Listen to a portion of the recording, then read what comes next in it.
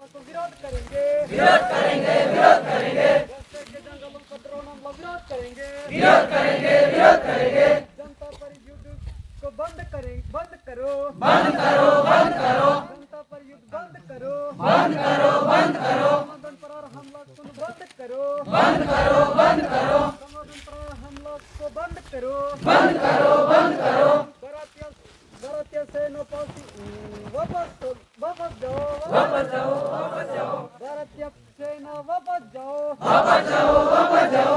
आदिवासी जनजीवन को बर्बाद करना बंद करो, बंद करो, बंद करो।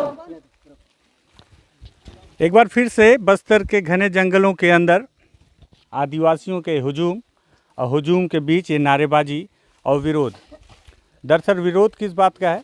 हुआ यूँ कि 2-3 दिन पहले की बात है, जो माओवादियों के प्रवक्ता हैं विकल्प, उन्होंने एक पर्चा जारी किया और उस प्रेस नोट में उन्होंने लिखा कि एक बार फिर से बस्तर के जंगलों में सुरक्षा बलों के द्वारा हवाई हमले किए गए हैं। तो उस हवाई हमले की हकीकत जानने के लिए एक बार फिर से मीलों दूरी तय करके इस भीषण गर्मी में बस्तर टॉकीज ग्राउंड जीरो पर पहुंचा है। नमस्कार, मैं विकास तिवारी हूं और आप बस्तर टॉकीज देख रहे हैं। दरअसल जो माओवादियों के प्रवक्ता हैं विकल्प, उन्होंने कहा कि 14 और 15 अप्रैल की दरमियानी रात लगभग 1 से 2 बजे के बीच में सुकमा बीजापुर के बॉर्डर इलाके के कुछ गांव हैं, वहां पर 40 से 50 की संख्या में हवा से बम गिराए गए और इस बम को दरअसल माओवादियों पर अटैक करने के उद्देश्य से गिराए गए हैं। और हालांकि उन्होंने इस बात का भी जिक्र किया है अपने उस पर्चे में कि इसमें किसी भी तरह से माओवादियों की जो PLGA टीम है उसे कोई भी नुकसान नहीं पहुंचा है, लेकिन इस बात का भी अंदेशा जताया है कि यदि सरकार और सुरक्षा बलों के द्वारा माओवादियों से युद्ध लड़ने के दौरान इस तरह से हवाई हमले किए जाएंगे तो उसका नुकसान इन आदिवासियों को उठाना पड़ेगा। चिंता वाली बात थी कि क्या अपने ही लोगों के ऊपर हवाई हमला किया जा सकता है, और यदि किया जा सकता है तो इस पर मैंने जब पुलिस के अधिकारियों से बातचीत की तो उन्होंने इसे सिरे से खारिज कर दिया। सबसे पहले आप बस्तर IG के इस बयान को सुनिए। प्रतिबंधित एवं गैरकानूनी CP महोदय संगठन दंडकारण्य स्पेशल जोन कमेटी के प्रवक्ता द्वारा एक प्रेस विज्ञप्ति जारी की जाकर दिनांक 15 अप्रैल को दक्षिण बस्तर इलाका में अनेक माओवादी हाइडआउट्स पर सुरक्षा बल द्वारा सैनिक ड्रोन के माध्यम से हवाई हमला करने का आरोप लगाया गया। ये सभी आरोप बेबुनियाद एवं निराधार है। विगत कुछ वर्षों से माओवादी नेतृत्व की विकास विरोधी एवं जन विरोधी हरकतों के कारण से बस्तर संभाग के अंतर्गत जनता द्वारा CP माओवादी संगठन को किसी प्रकार की सहयोग या समर्थन नहीं दे रहा है। इसी बौखलाहट के कारण से माओवादी द्वारा लगातार सुरक्षा बल, पुलिस एवं स्थानीय प्रशासन के ऊपर बेबुनियाद आरोप लगाकर क्षेत्र की जनता को दिग्भ्रमित करते हुए उनको ध्यान भटकाने की कोशिश की जा रही है। लेकिन वास्तविकता ऐसा है कि जिस तरीके से माओवादी संगठन जनाधार खो चुकी है, उसी कारण से आने वाला बहुत जल्दी बस्तर संभाग के अंतर्गत से CP माओवादी संगठन का खात्मा होगा। साथ साथ क्षेत्र में जनता की मंशानुरूप विकास कार्य को गति प्रदान करते हुए हम बस्तर क्षेत्र के एक नया पहचान दिलाने में सफल होगा। इसी तो देखा आपने कि किस तरह से बस्तर IG ने पूरे मामले को सिरे से खारिज कर दिया है।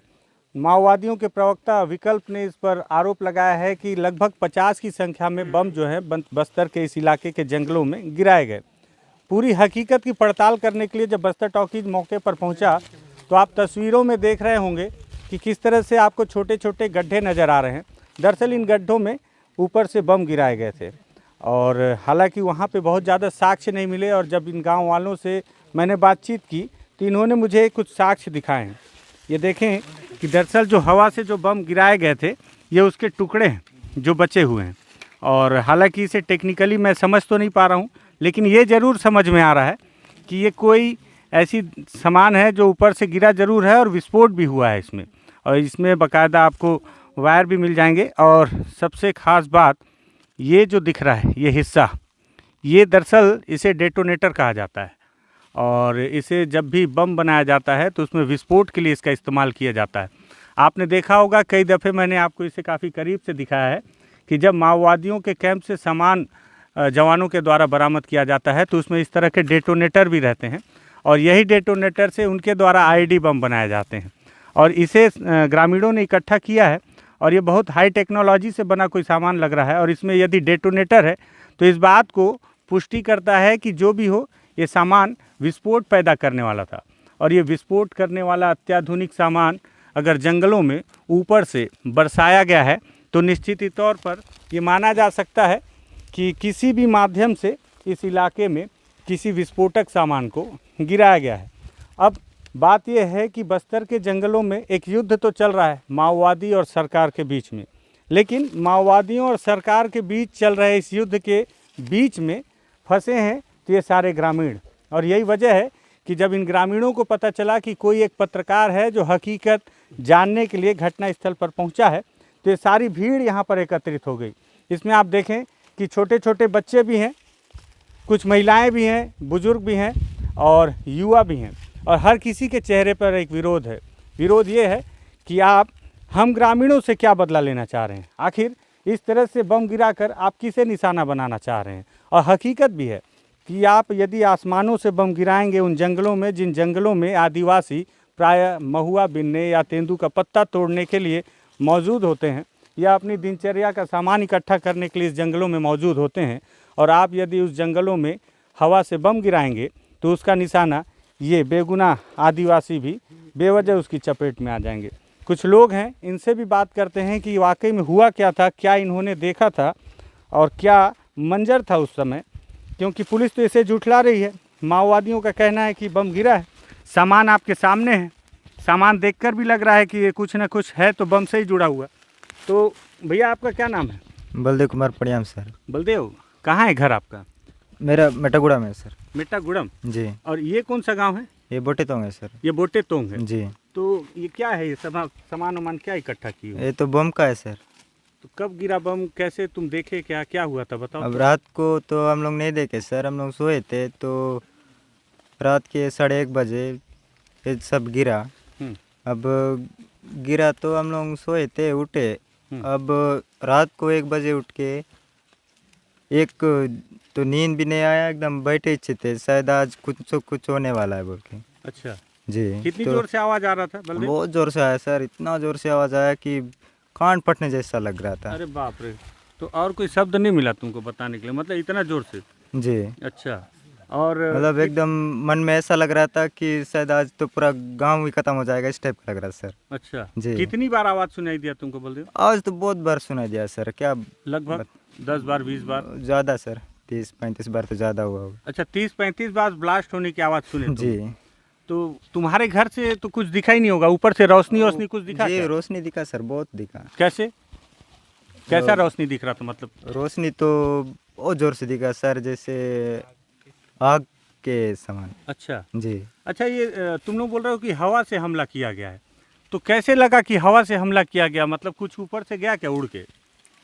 अब ऊपर में तो रात को नहीं दिखा सर, लेकिन ये सामान जो गिरा है बम, तो ऊपर से जैसा मतलब वो जो आग जलने जैसा रोशनी दिख रहा था, तो रोशनी बस दिखा, नीचे फूटा, आवाज़ बहुत ज़ोर से आया। अच्छा जी। तो अभी क्या तुम लोग सब यहाँ विरोध कर रहे हो, क्या है मन में, डर आ गया है क्या? डर तो बहुत है सर, लेकिन अगर यहाँ पे दिन में होता तो बेवजह मतलब इतने जो बुजुर्ग के सब आदिवासी, हाँ ये सब तो जंगल में ही रहते हैं जी दिन भर। सभी जंगल में रहते हैं सर, लेकिन इस तरह का ड्रोन मतलब हवाई हमला करते हैं जो कि अगर पूरे आदिवासी अभी जंगल में पूरे आधारित होके, तेंदुपत्ता हो गया, महुआ हो गया, सब मतलब जो भी अपने जो काम आते हैं, जो भी सामान मतलब ऐसे पेड़ उड़ काटते हैं सर। लेकिन इस तरह मतलब अगर दिन को होता तो नुकसान बेवजह मतलब सभी लोग, कुछ लोग मर जाते सर। ठीक बोल रहे हो कि अगर जंगल में दिन में ये हमला होता तो वाकई में ये आप देखिए कि मैं घने जंगल में हूँ और आदिवासी जो हैं जंगलों में ही प्राय रहते हैं और इनकी दिनचर्या का एक बहुत बड़ा हिस्सा है कि अपना पूरा दिन जंगलों में ही बिताते हैं। तो ये आपका क्या नाम है? सर मेरा रमेश यादव। रमेश यादव जी सर। रमेश, ये बताओ कि तुम कौन से गांव के हो? सर बोटेतोंग के रहने वाला हूँ। बोटेतोंग, ये उसी गांव का जंगल है ना? जी सर। तो क्या उस दिन हुआ था रात को? सर रात के 1 बजे से 2 बजे तक चला है सर बमबारी। अच्छा जी सर। और कैसे तुमको पता चला कि हवा से बम गिरा है बोल के? सर हवाई में आवाज़ आ रहा था, ये मक्खी उड़ के जाने टाइप का आवाज़ आ रहा था सर। अच्छा, मक्खी उड़ के जाने टाइप का? जी सर, ब्रूंग से आवाज़ आया सर। तो दर गिरने वाला आवाज़ आया। अच्छा जी। तो कितना दूर होगा यहाँ से तुम्हारा घर? सर होगा सर हम लोग का यहाँ से करीबन 500 ही होगा सर, 5,000 क्या लगभग। 500 मीटर, जी नहीं सर, 1 1 किलोमीटर। किलोमीटर होगा सर। अच्छा, 1 किलोमीटर, जी लगभग 1 किलोमीटर की दूरी पर यहाँ से गांव है। उसी गांव से मैं आया हूँ। तो और कितनी बार आवाज़ सुनाई दिया ऐसे ब्लास्ट होने का? सर 15 35 से अधिक सर। 35 से अधिक। जी आने के फिर यहाँ कब पहुँचे आप लोग? सर हम लोग दिन में आए सर, क्या हुआ क्या नहीं हुआ करके इधर आए तो सर। ये सब सामान आप ही लोग इकट्ठा किए हो क्या? जी सर। अच्छा, तो कितना सर- जगह गड्ढा मिला है सर जहाँ बम गिरा है? सर 35 से अधिक है सर। 35 से अधिक जी है। आधा पेड़ बन में भी लगे सर, डंगल में। अच्छा, जी कुछ बम पेड़ के पेड़ अंदर में भी? जी कुछ पेड़ बन में। मुझे लगता है कुछ ऐसा तकनीकी बम है जो ऊपर आसमान से गिरे और जहाँ पे टकराएगा वहीं ब्लास्ट हो जाएगा। इसी वजह से कई इन्होंने उस पेड़ों को भी दिखाया जो पेड़ के डंगाल में भी कुछ ब्लास्ट हुआ जैसा लगता है। भैया आपका क्या नाम है? अमर मरखम सर। हैं? अमर मरखम। क्या नाम? अमर मरखम। अमर। जी अमर दादा, ये बताओ कि यहाँ इकट्ठा काहे के लिए हुए सब लोग? इकट्ठा क्योंकि हम लोग ये हवाई हमला ऐसा कभी नहीं हुआ था करके हम लोग इकट्ठा हुए सर। हाँ, जी आपका गांव कौन सा है? हम बैठे कहूँ। आप भी इसी गांव के जी। हो? तो उस दिन कहाँ थे जब ये हमला हो रहा था? हम लोग तो घर में ही थे सर, बड़ा रात के 1 बजे 1-2 बजे के बीच में हुआ सर, बहुत बड़ा हुआ यहाँ पे। अच्छा। जी तो ये बताओ कि ये क्या करना चाह रही है सरकार? अगर मान लो हवाई हमला है जी तो ऐसे में तो सब गांव वाले मर जाएंगे। जी सब मर जाएंगे सर, नष्ट हो जाएंगे। हम लोग तो जनता से तो सब बड़ा सरकार है सर, ठीक बात, तो हम नहीं रहेंगे तो उन लोग कैसे सरकार सब रहेगा। सही बात। इसलिए आदिवासी लोगों को क्यों ऐसा करना चाह रहे हैं लोग सब, नहीं करना चाह रहे सर। ड्रोन हमला सब नहीं करना चाहिए। हवाई पुलिस हमला पुलिस से मैं बातचीत किया था तो उसका कहना है कि हम लोग कोई ऐसा हवाई हमला नहीं किए। नहीं किए तो कहाँ से आया सर? तब उन्हीं लोग किए तो तभी तो आया वो पूरा तो हमला। वो क्या किसको मारने के लिए कर रहे होंगे? पता माओवादियों नहीं को? से माओवादी लोग तो पता से किन से करना। वही जगह फिर गांव में पूरा हो जाता तो गांव वाले सब बूढ़े वो सब मर जाते हैं ठीक सर। बात, ठीक बात, ठीक जी बात। अच्छा, ये जिस इलाके में बम गिराए हैं जी तो यहाँ पे अगर उन लोग माओवादियों को मारने के लिए, यहाँ माओवादी थे क्या उस समय? 2-4 दिन पहले थे सर। अच्छा, 2-4 दिन पहले थे। 2-4 दिन पहले उन लोगों थे। को कैसे पता चला होगा कि यहाँ पे है? नहीं पता, पहले तो विमाल से बहुत मतलब 1 सप्ताह से पहले पूरा घूमे सर। क्या चीज़? विमाल मतलब टोई विमाल से। टोही विमान? जी अच्छा, एक टोही विमान होता है जो पुलिस के द्वारा रेकी किया जी, जाता है जी, ना? जी। तो यहाँ 1 सप्ताह से घूम रहा था जी घूम तो रहा उनको था पता चल गया होगा इस जंगल में है, जी तो इसीलिए रात में वो जो है बम जी गिराए, जी है कि नहीं? जी। तो ऐसे में तो आप गांव वालों के लिए भी खतरा है। खतरा है सर, बहुत खतरा है। ऐसा ड्रोन हवाई हमला नहीं करने से सर, कहीं भी इतना बड़ा रात के नहीं करने से सब नष्ट हो जाएंगे। वही जगह दिन में होता तो पशुपालन पूरा ठीक बात। जानवर उनवर सब खत्म हो जाते तो अभी कैसे करोगे? आगे का क्या सोचे हो आगे आप कभी लोग करने? कभी नहीं करना चाहिए सर। अब नहीं, आप लोग क्या करोगे? ऐसे इसका तो विरोध करना पड़ेगा अगर हवाई जी हमला है। हवाई हमला विरोध करना है सर, जरूर विरोध करना तो है। कैसे यहाँ जंगल में ही करोगे कि मुख्यालय जाओगे? आप लोगों का जिला कौन सा पड़ता है? हमारा जिला बीजापुर पड़ता है बीजापुर। सर। जी तो इसका विरोध कहाँ करोगे? यहीं करोगे कि बीजापुर? बीजापुर कहीं उधरी जाके करना पड़ेगा। विरोध सर। करना जी। पड़ेगा। विरोध तो जी, करना ये पड़ेगा। बहुत बड़ा नुकसान है सर। बहुत ऐसा- बड़ा जी। नुकसान। आप लोग जंगल से क्या क्या लेते हो वैसे? हम लोग जंगल से बहुत मतलब खाने पीने का पूरा सब्जी सबसे पूरा जंगल से ही जाते सर हम लोग। अच्छा, आदिवासी लोग पूरा जंगल से ला के खाते सब। पढ़ाई कहाँ तक की हो आप?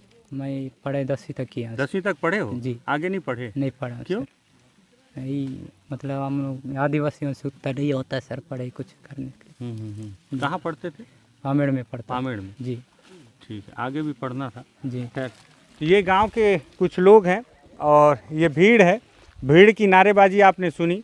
दरअसल समस्या तो है। समस्या ये है कि बस्तर के जंगलों में एक जंग तो चल रही है माओवादियों और सुरक्षा बलों के बीच में। लेकिन मेरा भी सवाल है सरकार से कि यदि आपकी मुठभेड़, आपके जंग माओवादियों से चल रही है तो उसका खामियाजा ये माओवादी, ये जो बेकसूर ग्रामीण हैं, इन्हें क्यों भुगतना पड़े? और जिस तरह से मैंने यहाँ के लगभग इस इलाके में देखा तो मुझे 20 से 21 गड्ढे ग्रामीणों ने दिखाए जहाँ पे ऊपर से कोई ब्लास्ट हुआ है गिरकर सामान, और सामान के कुछ हिस्से भी चीख चीख कर गवाह कर रहे हैं, दे रहे हैं कि भैया ब्लास्ट तो हुआ है। और ये ब्लास्टिंग का ही सामान है, क्योंकि उसको मैंने बारीकी से भी देखा और आपको भी दिखाया कि किस तरह से उसमें डेटोनेटर के कुछ छोटे छोटे हिस्से लगे हुए हैं। यदि वाकई में सरकार के द्वारा इस इलाके में हवाई हमला किया गया है तो यहाँ बस्तर के आदिवासियों के लिए ये सबसे ज़्यादा चिंता का विषय है। चिंता का विषय इसलिए भी है कि बस्तर का आदिवासी अपना आधा से ज़्यादा समय बस्तर के इन्हीं जंगलों में बिताता है, और यदि उसी जंगलों में हवाई हमला किया जाएगा, हवा से बम गिराया जाएगा, तो ये बेकसूर आदिवासी भी मारे जाएंगे। मैंने कई दफ़े कहा है कि बस्तर के जंगलों के अंदर रहने वाले जो आदिवासी हैं वो माओवादी और जवानों के बीच बेवजह पिस रहे हैं। तो बेवजह पिस रहे इन आदिवासियों को बचाने के लिए हर किसी को आवाज़ तो उठानी पड़ेगी। अगर आपको लगता है कि ये आवाज़ बुलंद होनी चाहिए, आपको लगता है कि ये अपने ही लोगों पर हवाई हमला बिल्कुल सरासर गलत है, तो आप इस आवाज़ को बुलंद करने में सहयोग करें। बस्तर टॉकीज़ को सब्सक्राइब करें, इस वीडियो को शेयर करें ताकि देश के हर कोने तक ये आवाज़ पहुंच सके। धन्यवाद।